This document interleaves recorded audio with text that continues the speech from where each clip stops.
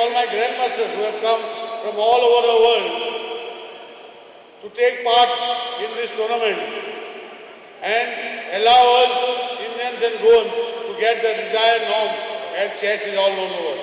With the permission of the Honorable Chief Minister, I want to make an announcement today and with his request that this tournament, the third tournament, we want to name it as Manohar Parrikar International Chess Tournament 2020. I think after some years, the Goa will not be only known for the football, but also for the chess. And under the leadership of our Power Minister, will achieve this also.